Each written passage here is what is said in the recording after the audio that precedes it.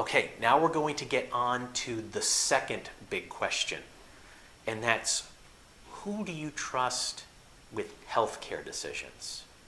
So when you're talking about you becoming incapacitated, someone has to step in and someone has to make these healthcare decisions with the hospital, with the doctors. Well, usually when we're talking about spouses, it's no big deal, but what if the spouse has passed on? Or what if there isn't a spouse? Or, then it's defaulting to potentially multiple children. And they're all having to kind of get to agree. I have a lot of clients, they have 3 or more children. Trying to get them to agree on what to order on a pizza is difficult enough, let alone something big and major like healthcare decisions. So we recommend that you, first of all, we got to find the right people and have them in the right order. So what we recommend for a healthcare agent, someone who's going to make healthcare decisions for you, and I guess I should specify here, let's put aside the pull the plug thing. We'll get to that at the end.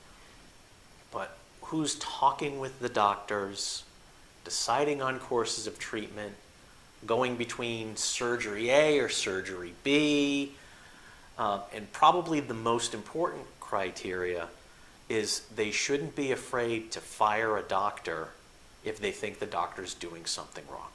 So who are you really looking for? They don't necessarily have to be a doctor or a nurse or some other healthcare professional. They don't necessarily have to be medically knowledgeable as long as they're medically curious. They're going to look into things for you and they're going to make a decision that's in line with what they think you would want. And that's really important too. What you want as opposed to what they want.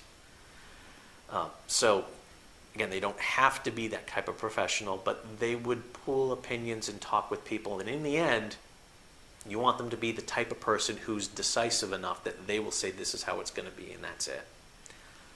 And then you also want to make sure that they will fire a doctor if they think things are going wrong, and they will ask questions. Now, this is coming from someone who is the son of a doctor. And I used to go, when I was much younger, with my father, and he would make his medical rounds on a Saturday morning at the hospital and talk with patients. And I went along with him, and even at that age, you kind of hear and see different attitudes. And I would sometimes see people say, oh, well, he's the doctor, he must know. But they wouldn't ask questions. No.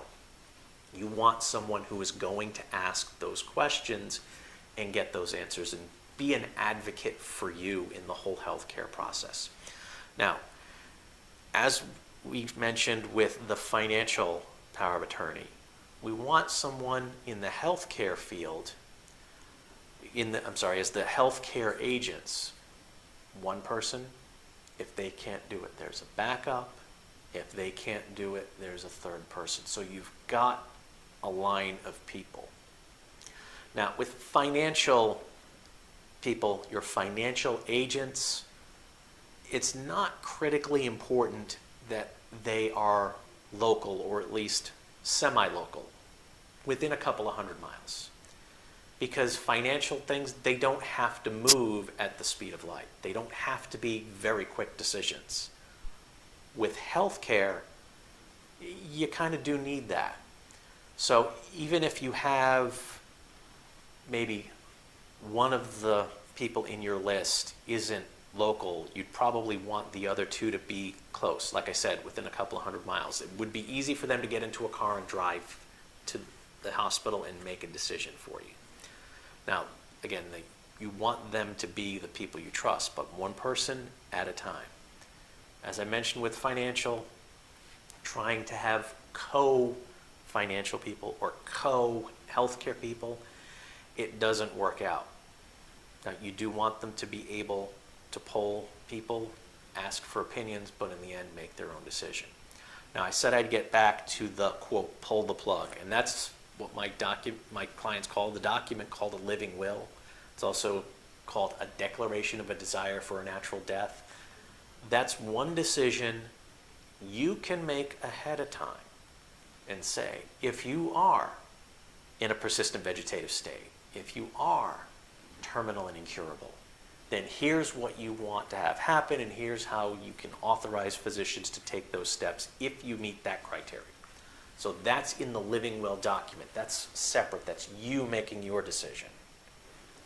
Everything else, and that's the whole world of healthcare decisions, if you can't make them on your own, that has to happen.